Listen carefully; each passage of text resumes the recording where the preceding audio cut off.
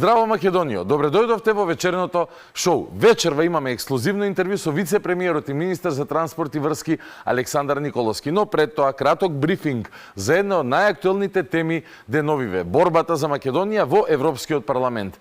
Таа, можеби нема да верувате, но започна во оваа фаза од прилика во овој период. Јас сум истиот Зоран Заев, кој што ја отвори јавно употребата на јазиците во Македонија. Охридскиот рамковен договор не е доволно. Мора да одиме преку Охридскиот рамковен договор. Ако сите се скарани со Македонија, проблемот е во Македонија.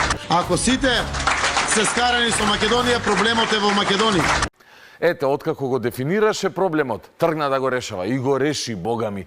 Подпиша договор со соседите кој не мораше да го подпишува. За заедничка историја која не е заедничка како што тие ја гледаат. Влеговме во вител на уцени, понижувања, негирања и блокади кон Европската Унија.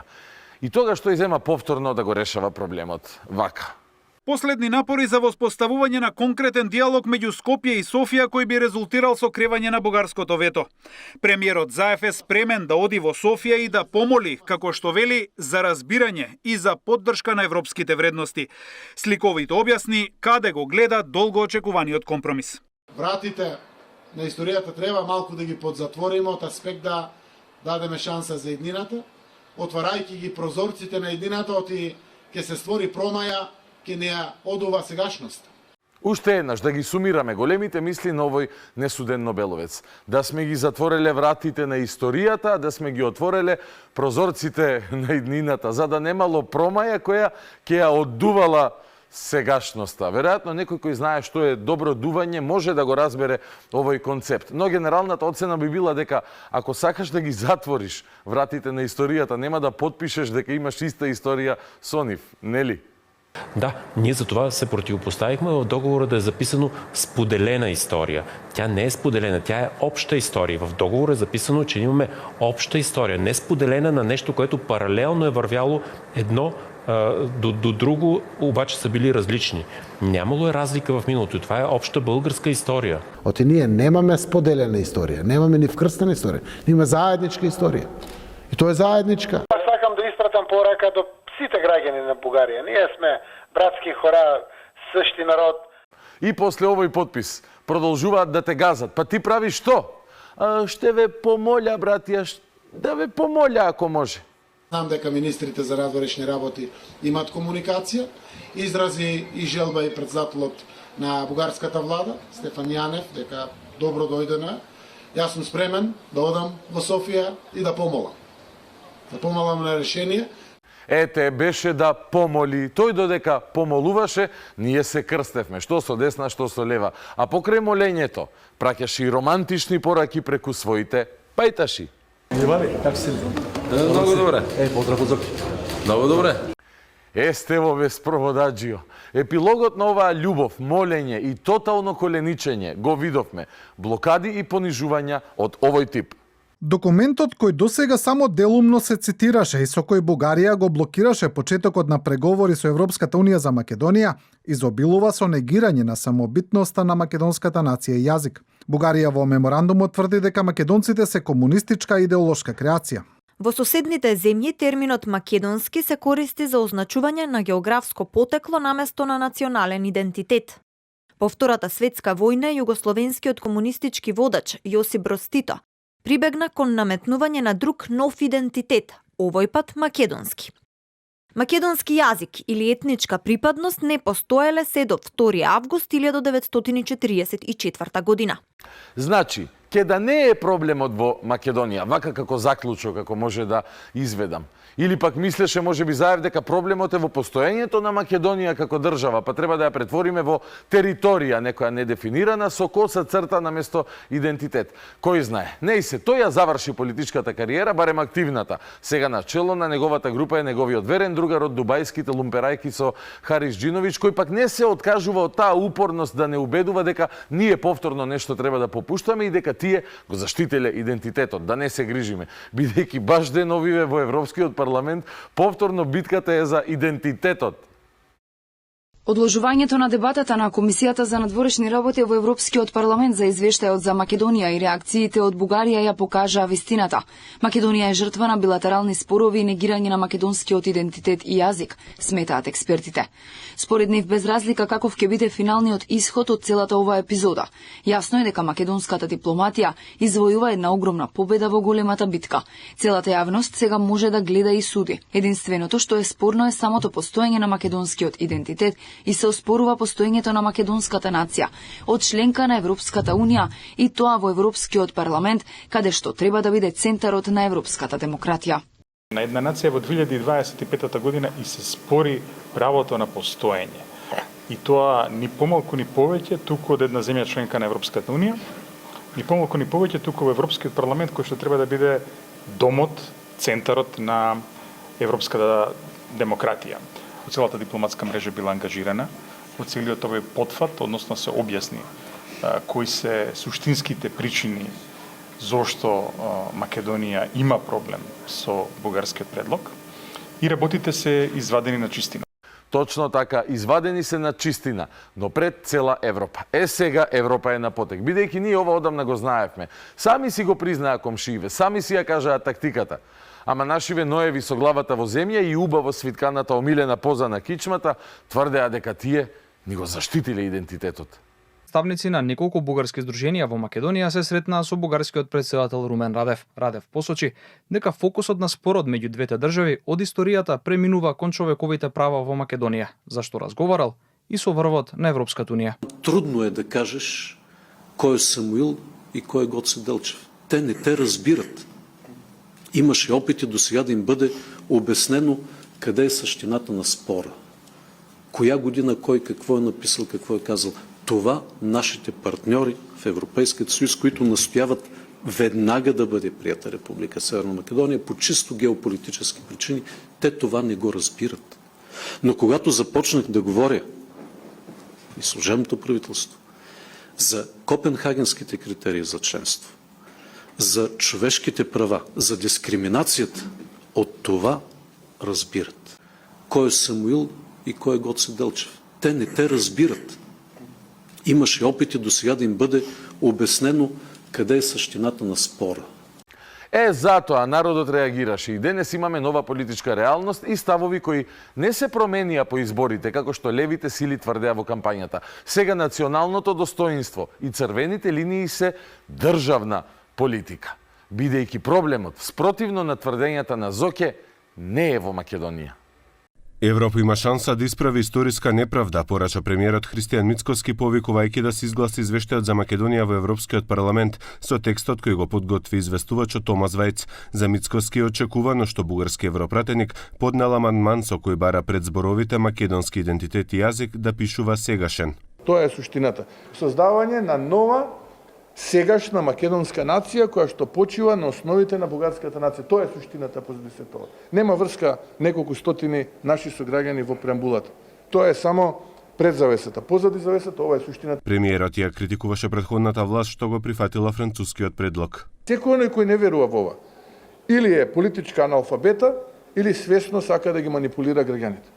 И двете опции се во игра премиере, но јас би гласал за втората. Некој свесно сакаше да ги манипулира граѓаните и успеваше еден период, но на крај умниот народ прочита. И како да не прочита кога дури и во Европа успеа да разберат. Известувачот Вајц неодамна во интервју појасни зошто решил во текстот да ги спомене македонскиот идентитет и јазик. In the draft, how it is now, there are several references to the recognition of Macedonian language and Macedonian identity. I personally feel sorry that this is needed because no doubt Macedonians are Macedonians and the Macedonian language is the Macedonian language. I personally would not see the need to pronounce that, but due to some question marks that have been raised very much by the Bulgarian side, that Macedonian is an independent language differentiating itself from Bulgarian, and that also Macedonian identity has been questioned, not just by Bulgarian neighbors, but on an earlier stage also by your Greek neighbors. it is needed to mention this, and this is what in the draft report has been included. There's a clear mentioning of the reality of independent Macedonian identity and language. Овој факт е плод на борба. Кога се бориш, може барем да очекуваш резултат. Не е сигурно дека ќе го добиеш посакуваниот, но барем се бориш и градиш стратегија за борба и не попушташ за она што ти е свето. За разлика од периодот кога од додека дишам, дојдовме до ниво да станеме под бишега во светот за идентитетските масакри кои сами си ги одобрувавме како држава. Како ќе заврши борбата ќе видиме, но едно е сигурно, ќе се бориме до крај. На оваа тема и многу други актуелни ситуации, во име на јавноста вечерва ќе разговарам со вице-премиерот и министер за транспорт и врски Александар Николовски. Ветувам одличен разговор и многу информации кои сум сигурен дека ќе ви бидат интересни. Директно и прецизно. Останете со нас. Започнуваме веднаш.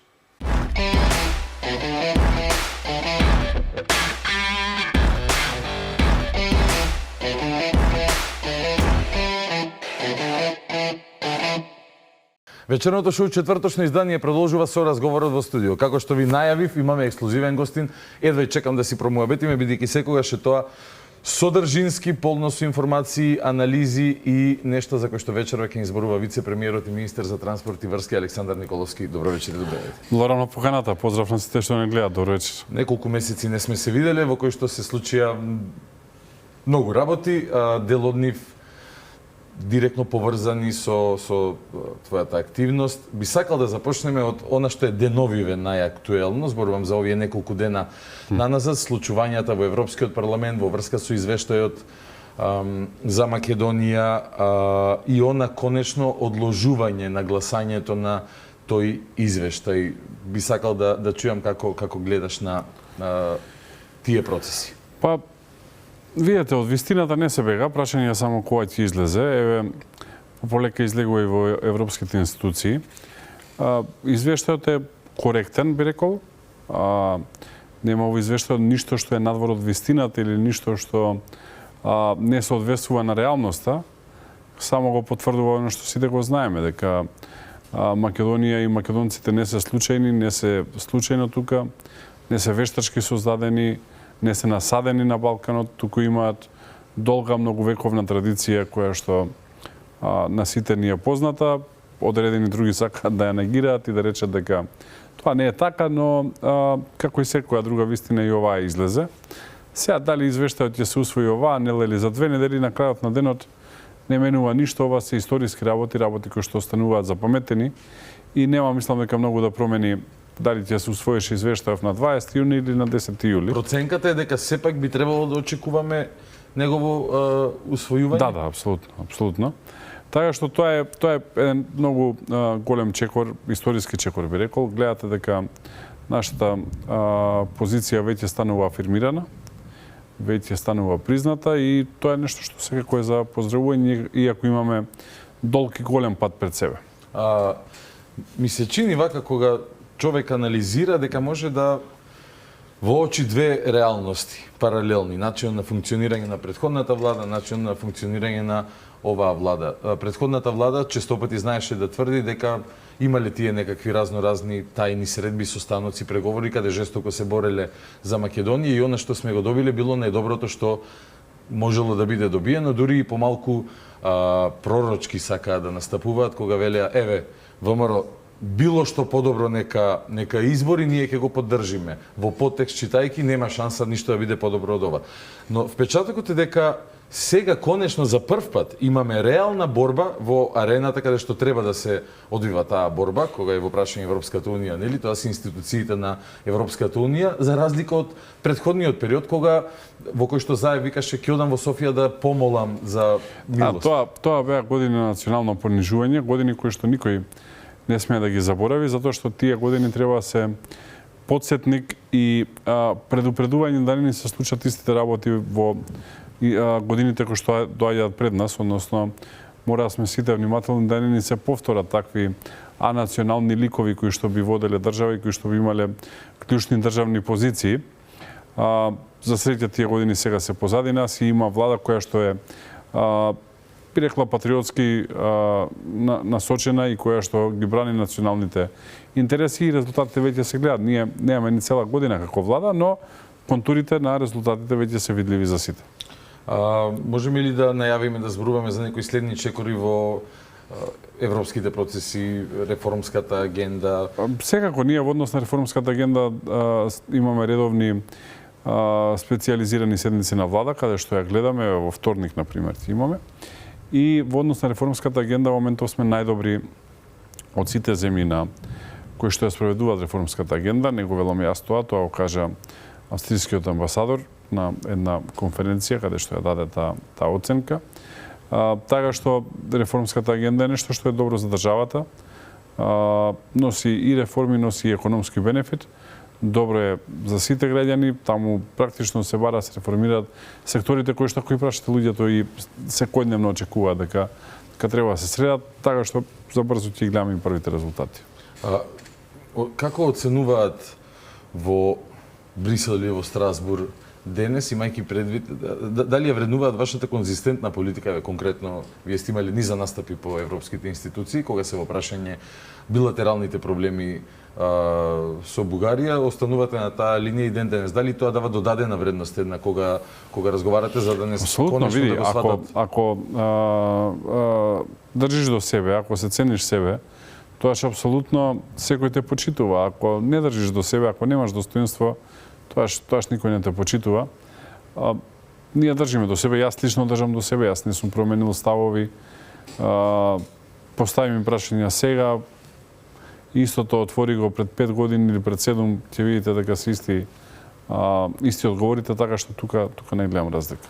Сега, блокирањето на европската перспектива од страна на нашите најдобри комши од Исток, меѓу другото, носи и ограничен пристап до оние предпристапни фондови, односно до потенцијално секакви разноразни грантови кои што би ги добивале ние ако започнеме преговори со ЕУ. Дури ако започнеме не, затоа што ова што е сега план за раст горе-долу е слично на почнати преговори, но секако доколку сме членка на Европската унија би имало многу повеќе поволности него сега. Сега сакав затоа да одам на наредното прашање, тоа е прашањето за новата динамика и димензија на односите со Обединетото кралство, со Велика Британија.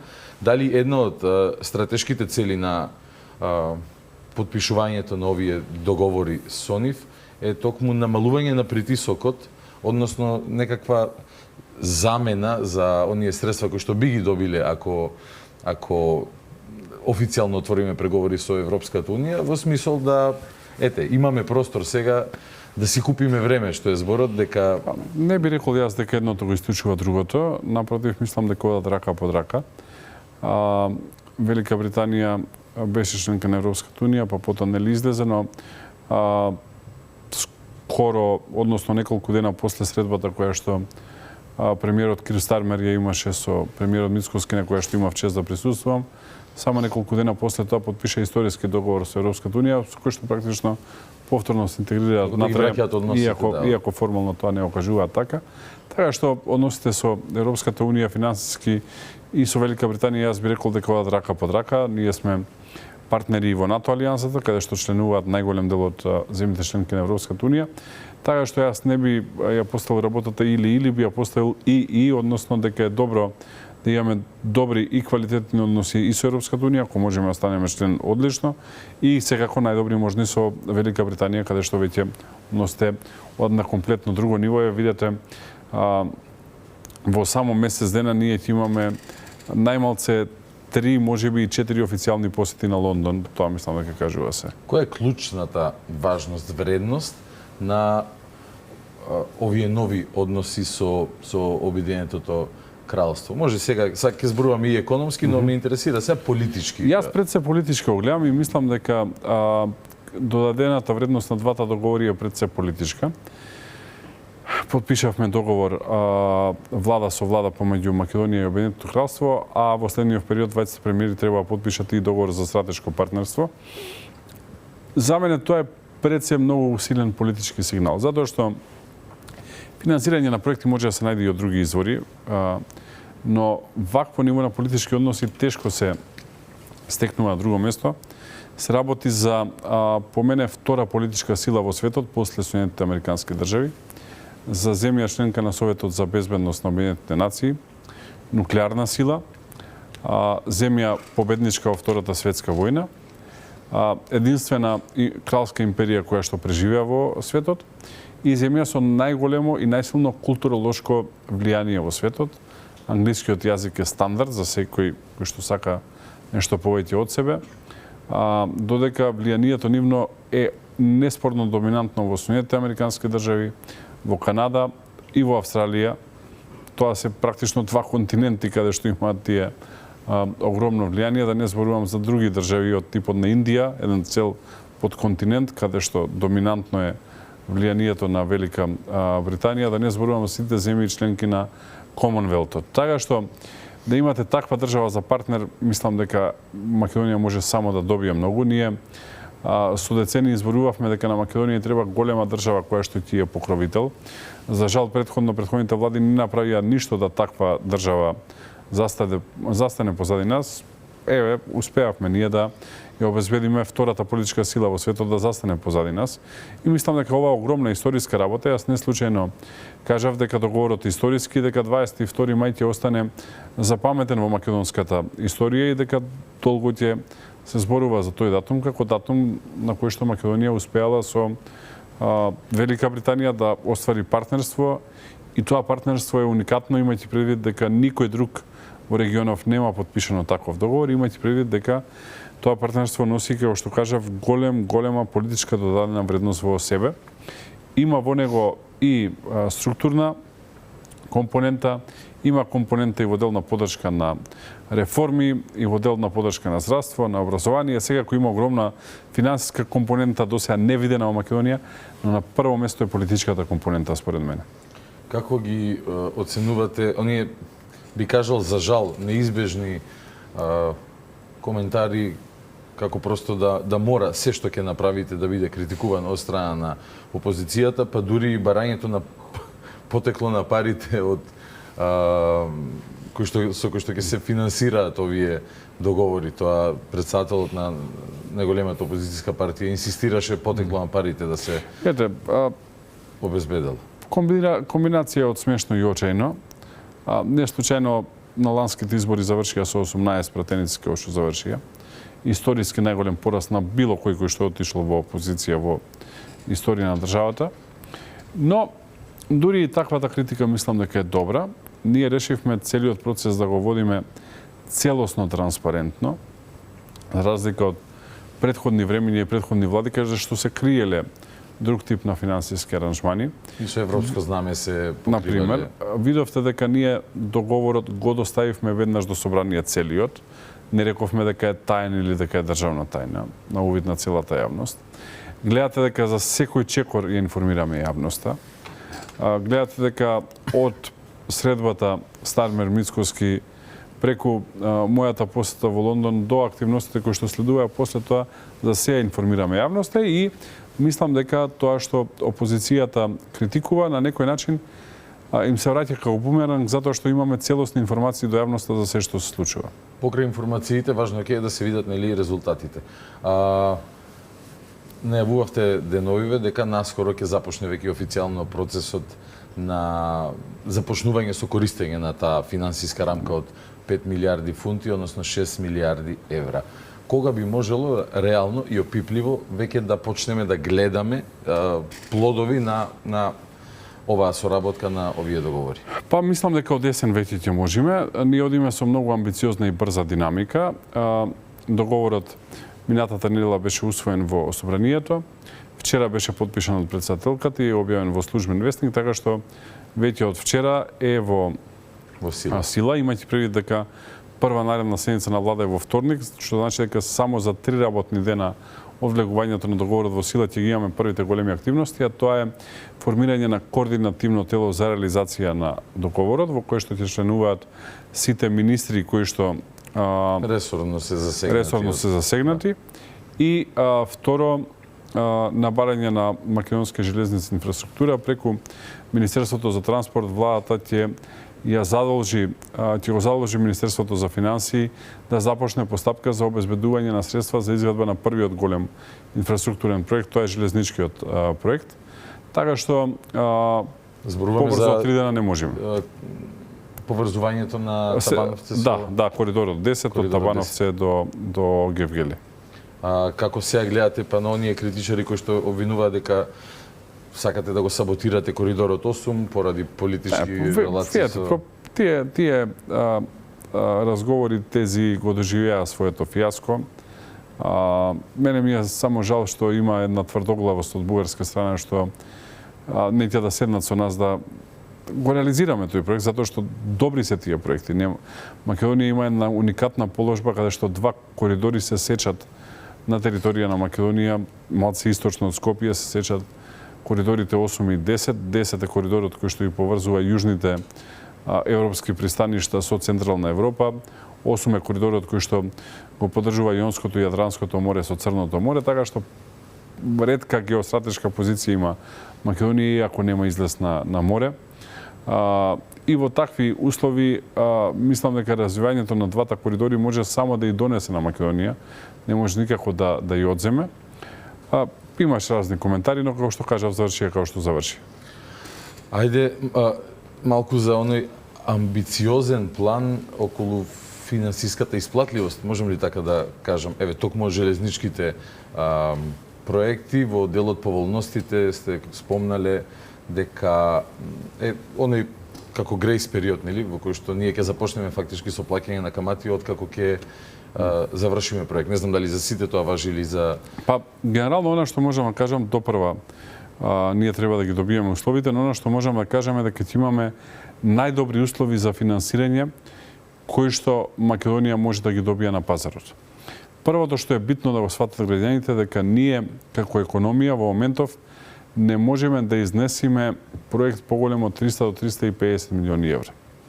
Најмногу што досега Македонија успела да се индицира како проектно финансирање е токму коридорот 8 третата секција на железничко поврзување со Бугарија, каде што имаме 350 милиони евра, 185 милиони евра се кредит од Европската инвестициска банка, 185 милиони евра се кредит од Европската банка за обнова и развој.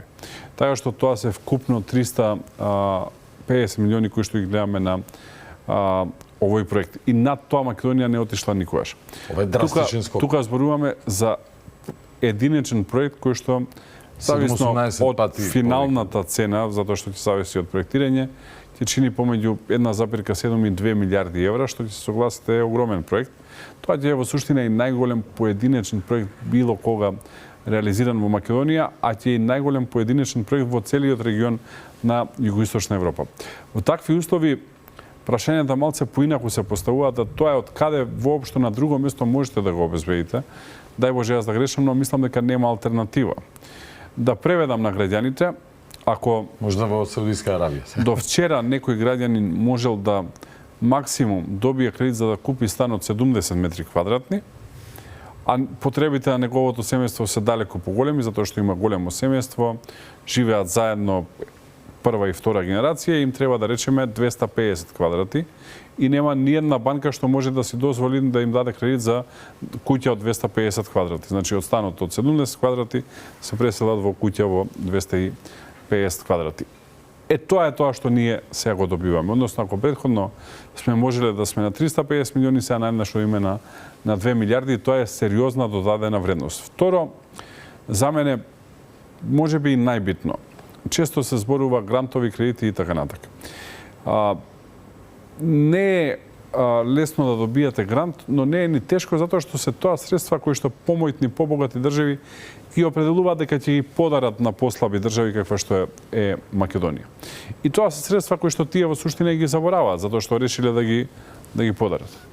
Но кога на другата страна добивате ваков кредит, тоа значи дека Велика Британија во случајот верува во економските потенцијали на Македонија, дека Македонија ќе може да ги враќа овие средства. И не само биде стабилна држава. И не само што верува, туку тоа и практично го чини, затоа што Го гарантира не за знам нас. колку е тоа познато на јавноста, Велика Британија ти е гарант за Македонија и Македонија ќе има две придобивки. Прво ќе го користи највисокиот кредитен рейтинг кој што било која држава во светот го има, тоа е кредитниот рейтинг на Велика Британија, тоа е АА, ние имаме или ББ- или ББ+, зависно која агенција мери.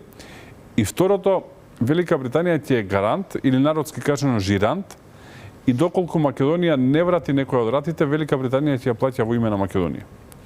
Што тие процениле дека ние можеме да носиме вакви кредити, тоа значи дека тие веруваат во нашиот перформанс и политиките на оваа влада, дека може да ги носи овие кредити, така што довербата која што ја покажува Велика Британија и институциите финансиски кои што се дел од владата на Велика Британија, за мене е најзначајна во целиот овој проект, затоа што повторувам да сватат граѓаните, причината зашто ние ќе имаме големи и поволни кредити е затоа што имаме можеби најдобриот жирант во светот. Тоа е како повторно да се вратиме на станот.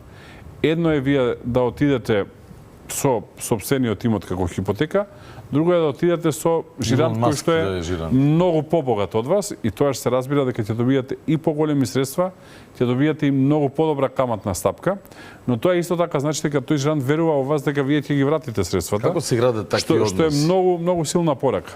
Како се доаѓа до тоа ниво на доверба? Сега, ако се подсетиме, ова брза пруга меѓу од коридорот 10, вие најавувате со месеци, да не речам можда месец дена по преземањето на функцијата. Предпоставувам дека подолг период се работело на... Ќе вратам малце назад. Јас прв пат зборував за брза пруга. Во 2022 година бев избран од страна на пријатели на Европа, официјалната организација на Европската Унија, за 40 највлијателни личности под 40 години во Европа. Тоа е единствениот официјален избор на 40 под 40. Има сега разни плаќате во одреден медиум или организација, па се добива, но ова е единствениот официјален избор на Европската Унија и во рамки на тој избор имаше еден многу сериозен настан во Брисел, каде што јас прв пат зборував за брзата пруга и како да се отрне цела Европа од зависност на кинеската трговија, како да се отворат јужните пристаништа и како е тоа уникатно за Македонија и може да го тоа геостратешки искористи. Нема да кажам прв пат вечерва дека контактите со Велика Британија на оваа тема започнаа уште додека бевме во опозиција. Некој работи заради пристојност, некој заради дискреција, секако дека не можам да ги споделам со јавноста, некои работи ќе останат и со мене, и со владата, и со премиерот Мицкоски, односно ќе останат за наше знаење, затоа што ако сакате успех во политиката, мора сте транспарентен, но за некои работи па и треба да знаете да сте дискретен. Но еве ова е максимум што можам да кажам во овој момент, во некои други времења можеби со мемуарите кажувам и многу повеќе. Добро, сепак значајно е да се разбере ова анализа дека поради сработена домашна задача, ајде ако можам така да кажам, сме се стекнале со довербата на една од најмокните држави, најмокните економии. Видете да сте свесни, првиот скен кој што правите е во однос на корупција. И институционална и лична. Значи гледаат дали владата е мераклија, вака народски кажано, за крадење или не. И второ, личностите на кои што полагаат доверба, каков е нивниот карактер. Така што тоа се многу организирани држави. Мислам дека јавноста за жал не е ни свесна ние за кои големини на држави зборуваме, за кои големини на системи и така натаму. Овде некојаш кај нас за жал знаат да се поедностават работите од типот тоа што ние во трето одделение учиме, тие во трета година не учат, ама не е така. Затоа што за жал вицеви од старо време дека ние сме најпаметните. Точно, затоа што за жал нашиот најдобар универзитет, велам за жал, јас сум завршил таму, не е во први 2000 во светот, а таму се Оксфорд, Кембридж, Сент Мери, Лондон Бизнес Скул, London School of Economics и така натака, кои што се секојаш во првите 10 во светот.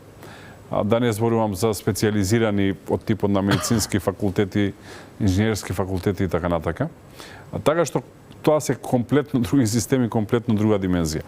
И првиот скен го прават тука, така што апсолутно тој скен е направен за нас како личности, како членови на владата, за гарнитурата, за ВМРО ДПМН како филозофија, и откако тука е проценето дека народски кажано го поминувате тестот, веќе се оди кон втората фаза. Покрај инфраструктурните проекти, тоест сите се на некој начин инфраструктурни, но не само во сообраќајното поврзување, значајни ќе се за граѓаните и оние најавени инвестиции во делот на здравството. Да, тоа е. Ние практично сега почнуваме со 3 пакети на проекти. Тоа е брзата пруга, тоа се проектите во здравството и проектите во образованието. Зборуваме за еден интегриран проект во Штип, каде што на едно место, на еден кампус треба да се родат нова клиничка болница, нов медицински факултет и нов студентски дом. Зборуваме за реновирана клиничка болница во Тетово, која што исто така има и научна дејност, и зборуваме за комплетно нов здравствен дом со општа болница во Кичево. Така што тоа се 5 засебни проекти кои што сериозно треба подобрат македонското здравство и образование, и кои што да го намалат притисокот во Скопје. Апсолутно, и кои што се пилот за мене, кои што доколку се покаже за добар, ќе има и кон реализација на други проекти во делот на здравството, дали е тоа Охрид, дали е тоа Битола, дали е тоа Куманово, или зборуваме за нов клинички центар во Скопје, тоа се некои проекти кои што би дошле после тоа, а секако многу сериозен фокус ставам и на енергетиката. Премиерот веќе најави дека размислуваме проектот Чебрени Галиште да оди во рамки на финансирањето од Велика Британија, така што тоа би бил четвртиот голем проект кој што би дошол. Значи би имале 2 големи и 2 со средна големина проекти сега, со потенцијали за 5ти проект кој што би бил во делот на проширување на проектите во здравството. Според проценките Чебрени Галиште можат целосно да го задоволат нашата годишна потреба од во некои други времења било така, сега затоа што расте економијата и државата. Но огромен дел, не е целосно, но значаен дел да бидат. Тоа што ќе значи поевтинување на цена на струја? И тоа и многу е значајно затоа што се работи за чиста енергија и за обновлива енергија. Сега најголем дел од енергијата која што ја добива Македонија од комбинатите РЕК Битола и РЕК Остоми, каде што се произведува електрична енергија од јаглен, секако дека има таму филтри, секако дека има соодветни еколошки стандарди, но сепак многу е подобро кога се произведува од вода или од ветер, или од сонце, а друго е кога се произведува од јаглен или од други фосилни горива. Така што тоа е втората вредност која што не можете вие директно да ја измерите, но сериозно влијае на квалитетот на луѓето. Третата е што проектов се наоѓа во Мариово, вака најсликовито да објаснам за луѓево, и би значело сериозен воден потенцијал за наводнување и на Мариово и на Тихвешкото поле, што сериозно треба да го подобри земјоделието, но исто така проектов е добар од причина што околу себе може да развие други обновливи извори. Пред се мислам на солар и ветер, затоа што лесно ќе се балансираат. Тоа се веќе стручни терминологии, да не одам многу за граѓаните, но возможува да се развиваат такви дополнителни капацитети за производство на електрична енергија и исто така се развија туризам. Така што кога ќе видите Мариово сега една пустина буквално за жал, а на времето било многу населено и било многу богато, може повторно да се врати на тие славни патеки. И во суштина бизнисот ќе добие голема инфузија или поевтина електрична енергија секој домаќинство. Тоа е директниот ефект. Директниот ефект кој што ќе се почувствува. Освен овие неколку големи проекти, може ли да најавиме нешто што може би размислувате во иднина надвор од ова што досега го знаеме, или сметате дека оваа влада ќе го има ова како најголемиот, најзначаен проект? Ние овако реализираме. Мислам дека нема се споредува со ништо претходно, но ама се во една година се случи, се ние ќе бараме повеќе како граѓани. Јас знаете дека активно работам и проекти кои што беа заглавени. Охрид Кичево беше проект кој што беше практично беа откажани сите од него. Сега веќе крајот се гледа таму. Браната Отиња, односно Вештачкото езеро, во Источна Македонија, нешто што одеше тешко, сега го одглавивме. Прилеп Градско првата фаза ја пуштивме, втората е пред завршување. Да не зборувам за коридорите 8 и 10, односно Тетово, Гостивар, Букојчани и Прилеп Битола автопатите, каде што немаше никакви активности, така што една сериозна инвестициска активност имаме. Тука е проектот за градски воз во Скопје, тука е проектот за набавка на 120 електрични еколошки автобуси, од кои што 80 за град Скопје, 40 за останатите општини во држава. Да не зборувам дека 11 нови дестинации отворивме од Скопскиот и Охридскиот аеродром само за 7-8 месеци. Таму јаготката на тортата ја чувам за нешто подоцна. Во теков на летово ти излезиме со вест која што ќе е бум за сите кои што сакаат да патуваат и за туристите кои што сакаат да доаѓаат во Македонија. Едно сериозно подобрување ќе имаме на поврзаноста на Македонија. Тука секако следува реконструкцијата на Охридскиот аеродром. Во моментов имаме активна реконструкција и опремување на градската болница или во народот позната како војна болница 8 септември и сигурно заборавам во моментов уште десетина проекти кои што паралелно ги водиме, така што 10 тобој играме, но сум задоволен затоа што има резултати. Како реагираат луѓе, речи си една година, мислам некој 24 јуни, така нешто беше. Да, ќе правиме една година, да. Значи за 2,5 недели, година дена. Зборуваме веќе половина час за проекти,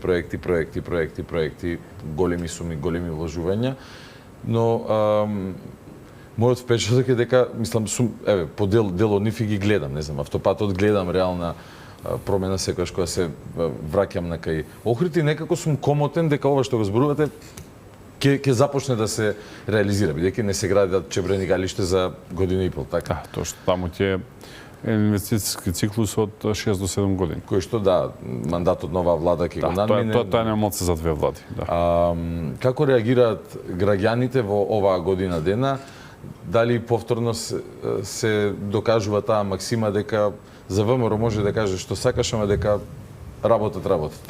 Јас гледам две реакции кај народот генерално. Првото е многу сериозна подршка која што ја добиваме, зашто сум неизмерно благодарен. Во суштина, јас се занимавам со политика токму заради таа подршка која што ја добиваме од народот.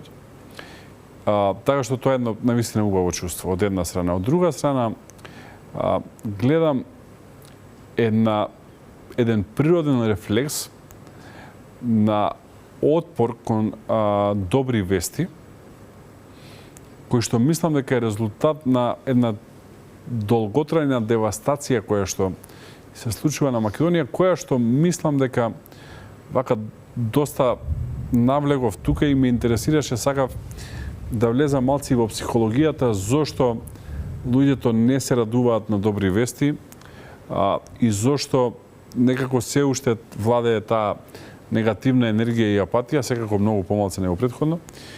И во суштина се работи за децениско тонење на државата, кое што почнува дури во рамки на поранешна Југославија, некаде таму на почетокот на 80-тите години на минатиот век, веќе почнуваат тие негативни трендови. И сега вие замислете, имате човек од 65-6 години, кој што од 65-6 години 45-6 му се негативни вести, му се собирање јадови, кои што влијаат и на здравието, кои што влијаат и на семејните односи и така натака. И сега кога стигаат добри вести, природно е да има прашалници, да се прашува дали е можно, дали ова вака или се работи за лага и така натака. Уште една политичка лага. А секако дека не можат тие работи да се завршат за 10 или 11 месеци, може да се почнат за толку. Но мислам дека како ќе продолжат да доаѓаат добрите вести, така и оваа перцепција и енергија ќе се менува кај луѓето. Секако чуда никој нити ветил, нити ветува. И не мислам дека треба да се прават гигантски скокови, туку мислам дека треба да се прават реални чекори напред, кои што ќе менуваат филозофијата кај луѓето. Вие сте еден од можеби најискусните политичари актуелни во Македонија. свесни сте за сите можни ризици, нели, кои што ги носи бивањето на власт. Како се штитите од влегување во некаков меур во кој што енергијата која што ја чувствувате или она радијација на информации доаѓа само од силни, цврсти поддржувачи на Мислам дека да помине? Тука формулата е многу едноставна. Едната е искуство, втората е карактер. Тоа е формулата. Многу е битно каков е карактерот. И тоа е малте невродено, тоа е од Бога, тука не можете многу да менувате. Значи, ако сте карактер на кој што му годи да така му ласкаат, му се умилкуваат, така натака, тоа е многу тешко. И тоаш подобро да не се занимавате со оваа работа, затоа што ќе ве изеде работата заради карактерот. А карактер се гради до кај 17 година, после тоа е тешко. Само прилагодување. Тука, фала му на Господ, јас сум изградил друг карактер. И вториот дел е искуството, кое што ве носи до ситуации кои што сте виделе предходно. И ако предходно сте се изгореле и сте направиле грешка или сте виделе други како грешат и како се изгореле, нема го направите. Истото ако сте минимум држите до себе и сте минимум пристоен. Така што тоа е комбинацијата од двете работи, нема некоја голема филозофија и мислам дека не треба да има крајности. Нити треба да има крајност дека ние сме сега најскромните луѓе на светот и дека аскети кои што аскетски ја тераме, нели, власта и дека власта не носи ништо со себе.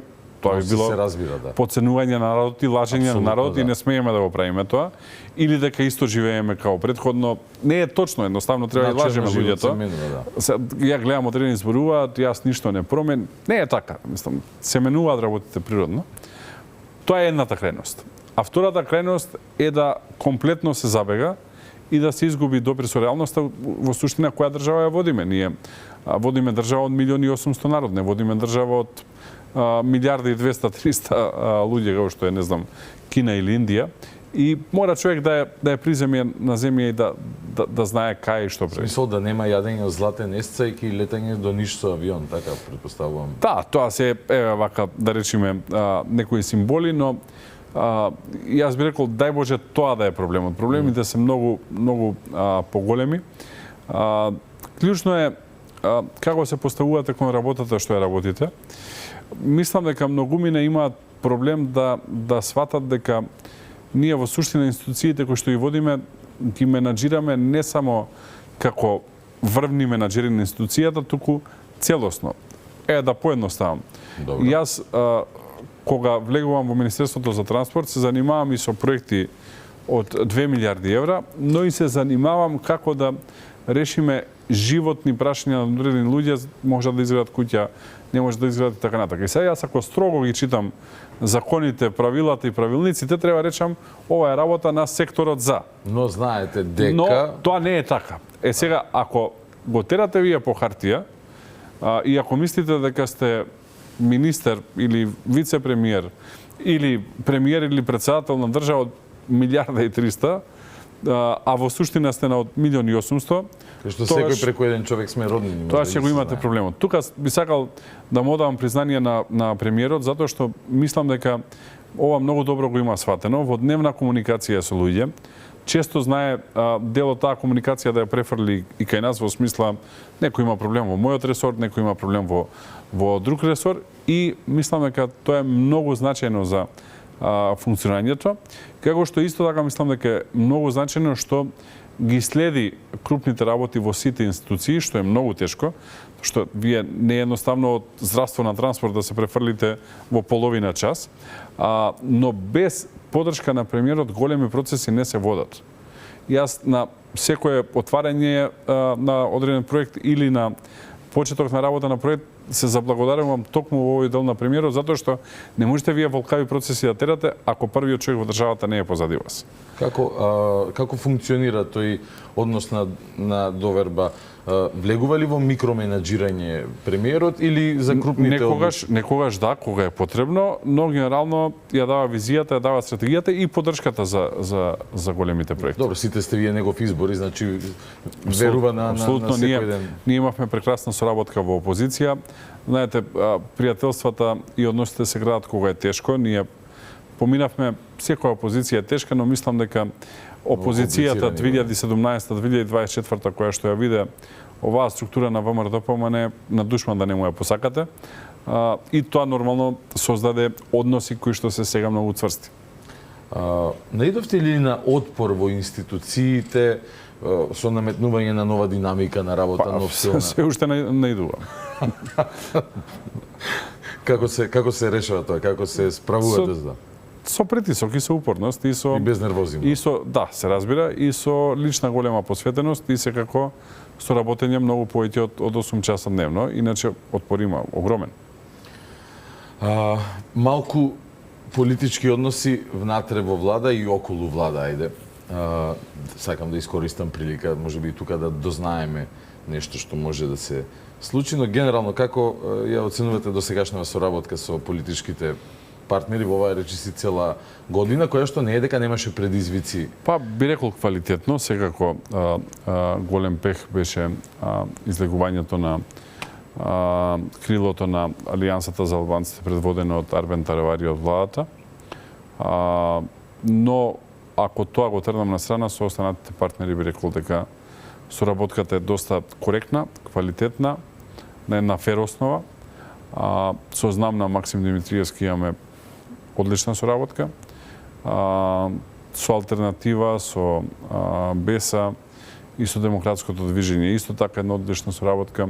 Во рамки на нашата интерна коалиција, тука е Социјалистичката партија, Демократскиот сојуз, партијата на србите, на ромите, да не ги бројам сите. 20 и нешто. И навистина една доста квалитетна соработка.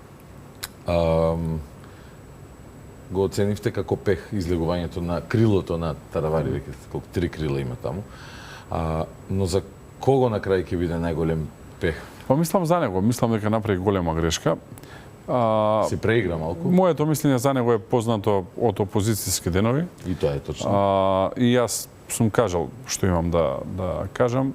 Но во политика не се прават разни компромиси. Да, и во однос на неговиот карактер, и во однос на одредени сомнежи за делот од карактерот. Се сеќавате на оние слики со куќи кои што ги вадев од Тафталиџе и како се купувани за 400 и нешто евра квадрат. Но одлуката беше да се види поголемата слика. Ние ветивме дека Дуи ќе оди во опозиција, тоа ни беше едно 3 клучни изборни ветувања и Дуи отиде во опозиција. Мора да се прави. Апсолутно. Но мислам дека многумина очекуваја дека ќе има едно поразлично однесување. На крај карактерот излезе, се враќаме на еден разговор што ја го водевме пред 10 на 15 минути. Не можете надвор од својот карактер дојде. Тешко ли е кога мора да се направат некакви компромиси или веќе ради искуството знаете едноставно дека е тоа така и дека некојаш треба да се примат и политички удари? Денеска на дел соработници баш што им го кажував и на еден градоначалник на една поголема општина, дека во суштина политиката е правење на дневни компромиси. Тоа е за мене убавината на политиката, да успевате вие да се ускладите со различни интереси, различни интересни групи, различни погледи на луѓето. Едно размислуваат луѓето од Струмица, друго од Штип, трето од Прилеп, четврто од Битола, петто од Охрид. Да успеете тоа целото да го избалансирате. Едни се во Газибаба, во Скопје, други се во Бутел, трети се во Центар, четврти во Карпош, петти во Киселавода, шести се оние кои што само што дошле во некој од овие општини. Така што треба да правите баланс на таа работа. Едно размислува Франција, друго размислува Германија, трето Велика Британија, слично на Велика Британија размислуваат Соединетите Американски држави, различно тоа размислува Кина или Индија, и вие и тука треба да носите баланс, и особено во мала држава како нашата. Едни се интересите на Албанија, доскоро беа исти со Косово, сега имаат голема разлика. Други се интересите на Србија, трети на Бугарија, четврти на Грција. И тоа е правење компромиси на дневна основа, но компромисите не смеат да бидат по секоја цена и компромисите не смеат да бидат за се. За клучни прашања мора да имате став и јасна линија. Значи, во однос на клучните прашања мора да имате јасна линија. Бугарија, ја спомнав, тука јасна е нашата линија. И тука просторот за компромис е минимален, како што и со сопствените погледи вие не смеете да имате компромиси.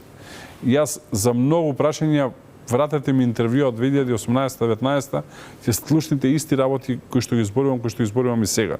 Не велам дека се е точно или за се сум во право, но јас верувам во тоа. И мислам дека луѓето препознаваат дали вие верувате во нешто го правите, држите до себе, или едноставно на се прилагодувате. Ако е второво, нема успех. Како еден господин кој што и се колнеше зависно од потребите. Точно. Уште едно политичко прашање поврзано со коалиционите партнери, бидејќи има локални избори на есен. Каков е вашиот став за ослободениот делимично до некаде или целосно потенцијал на знам да го инхибира тоа патриотско крило, сега условно кажано, во левиот блок или во поширокиот круг на СДСМ, во смисол дали доволно добро се профилира во овие 11-12 месеци? Тоа мислам дека треба да си го одговори раководството на партијата. Јас можам да кажам дека соработката ни е многу коректна, исклучително коректна. А дали тие ги постигнуваат целите кои што си ги задале како политичка партија, треба самите да одговорат. Факт е дека тоа е структура која што главно произлезе од СДСМ. Има и други луѓе таму, но главно произлезе од СДСМ. Факт е дека СДСМ е во можеби најтешката криза во историја на постоење на партијата. Но јас често, сега пак да се вратиме на конзистентните ставови, во опозиција зборував дека нити ВМРО-ДПМН треба да му се меша на СДСМ, нити СДСМ треба да му се меша на ВМРО-ДПМН, и дека кога мечката ќе заигра во дворот на комшијата, прашање на време која ќе заигра во вашиот двор. И јас во принцип не би сакал нити да коментирам, нити да се мешам во односи на СДСМ или на било која друга политичка партија.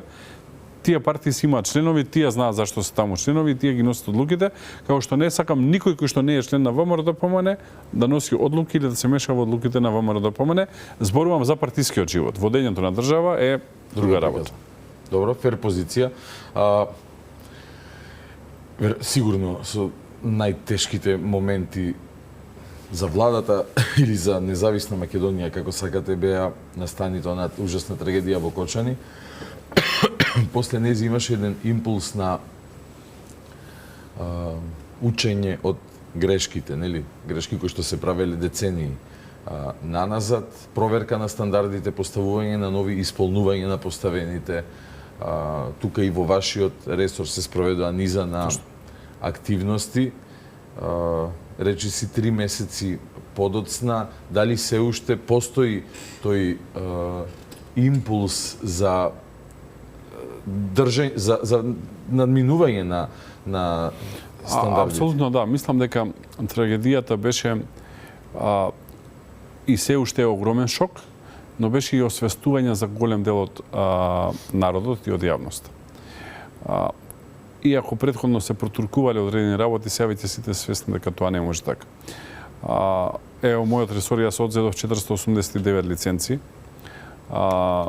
Очекував дека ќе случи баш тоа што случија, дека тоа е дека носителите на тие лиценци ќе се обидуваат да го изигруваат системот преку судски процеси, но заради тоа сменивме едно 9 закони и сега веќе одземањето на лиценцата е правосилно со одземање на лиценцата, секако има второстепеност, може некоја се жали ако сака, но тоа не го одлага извршувањето. Ова кажувам само како еден пластичен пример за тоа каде сме. Секако преку ноќ работите не може да се решат. Кажав, пропаѓањето на системот во Македонија е некаде од почетокот на 80-тите, уште во времето на претходната држава. Тоа не се прави сега за 8 или 10 недели да се смени се, но некои почетни контури се гледаат. се очекува обвинението за Копчани за неколку недели. Нели треба до 16 или 17 поради оние законски рокови за притворски предмети, колку долго може да трае истрагата. Ќе го следите ли будно и тој процес, имајќи предвид дека нели не беше најсјајно мислењето на ВМРО-ДПМН за Коцевски пред? Апсолутно. Единствената причина зашто ние дадовме шанса е точно за не се блокира истрагата. Таа што ќе видиме сега што ќе донесе обвинителството и секако дека ние имаме свој став за таа работа. Јас се надевам дека професионално ја работата и дека на најпрофесионален начин ја завршуваат работата, но за брзо ќе видиме плодовите и ќе видиме. Како допираат ли до вас оние критики од опозицијата, која што деновиве прави некаков серијал на пресконференции во кој што настапуваат како обвинители? Нема кредибилитет таму. Прво, не обвинуваат за соработка со обвинителството, а обвинителот е избран во нивно време со нивни гласови. Второ, ако мислат дека е така, еве нека поднесат во собрание предлог за разрешување. Така што ова СДСМ има целосно кредибилитет изгубено. Гледам, се уште не сваќа што им се случи. Народот генерално према СДСМ имаше 3 револти. Првиот беше заради енормната корупција, вториот беше заради толеранцијата кон се што правеше ДУИ и третиот беше заради силното национално понижување. И гледам дека сега во однос на третово повторно иста плоча вртат. Повторно дека треба ние сега свиткаме грб или кичма кон Бугарија, дека треба ние да попуштиме за да напредуваме во евроинтеграцијата, значи тие не ја сватиле пораката. Као што не ја сватија пораката и во однос на соработката со ДУИ. Така што таму мислам дека ова раководство не разбира зошто се тие таму. Колку ќе е важно? Гледам првенците на ова раководство, се уште се занимаваат со истите теми врзани со евроинтеграциите, поради кој што Бугарија нас не уценуваше. Има битка во Европа денес, а овие викаат супер е резултатот. Точно. И најбитното, претходната влада на СДСМ прифати понижувачки работи за Македонија. Промени име на држава, невидена работа во светски рамки. Тоа никој друг го нема направено. Прифати договор за добрососедство со Бугарија, кој што е едностран, кој што има само обврски за Македонија, нема никакви привилегии за Македонија. Ај малце и тоа беше, прифати француска рамка или преговарачка рамка или предлог, во кој што се брише самобитноста на македонскиот народ, македонскиот јазик, македонската култура и македонската историја, и ова бришење станува услов за да се напредува напред, и на крај тие не може да се сетат зошто освоија само 18 пратеници. Во првите две точки што ги спомнавте како слабости на СДСМ, сепак НЗС-то е корупцијата и во однос на попусливоста со ДУИ и така натака. Честопати од опозиција ги помнам вашите изрази дека корупцијата цвета, а економијата тоне. Економијата тоне. Како ја оценувате вашата битка сега против корупцијата, имајќи предвид дека се уште и како влада наидувате на зид кога се во прашање реформите во правосудниот систем? Економијата мислам дека сега економијата цвета. Добро. Односно, мислам дека перформансот е одличен, ги гледате бројките, резултатите. Тие се почувствуваат тоа. Знам дека многу луѓе велат, ама не го чувствуваме. Потребно е најмалце една година од како се случи тој економски напредок да го почувствуваат луѓето на својот джеп. И да продолжи, и нормално да има континуитет. Во однос на корупцијата, морам да кажам дека јас мислам дека може повеќе и подобро.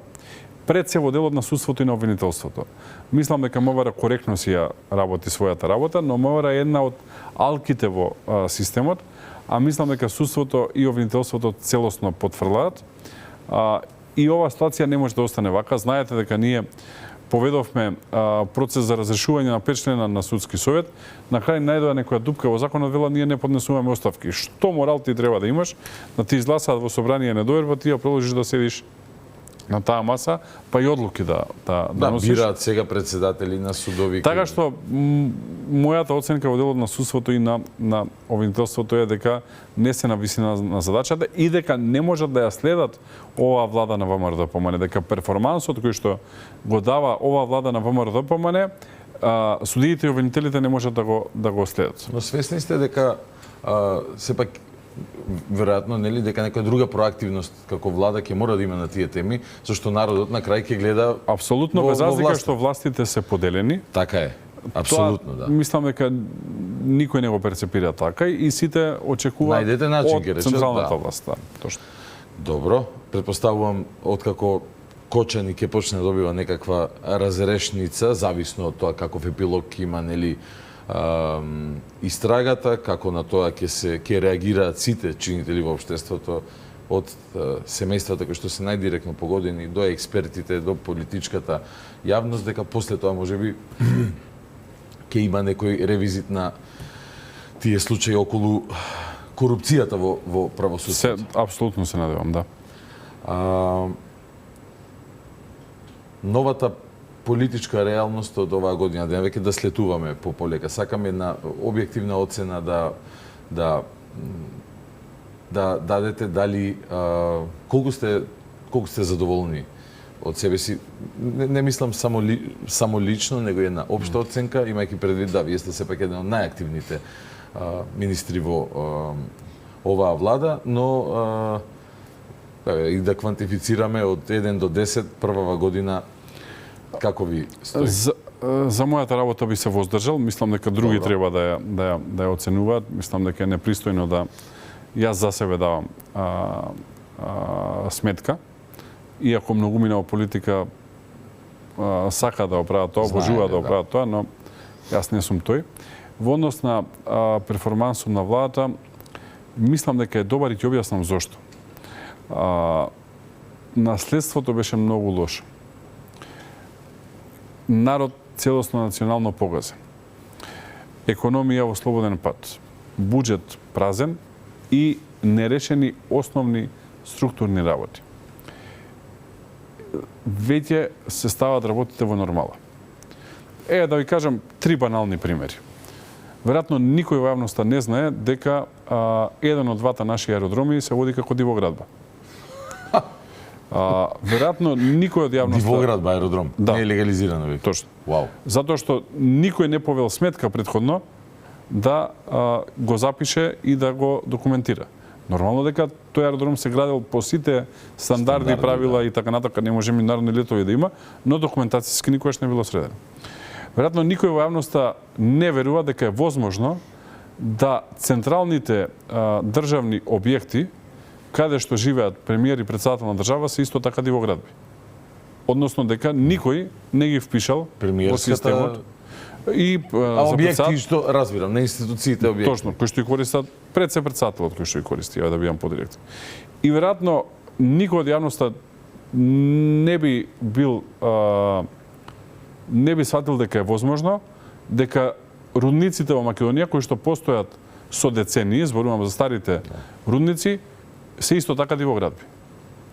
Односно дека нема и за нив докрај легализиран правен статус. Само ова и мислам дека се сум кажа.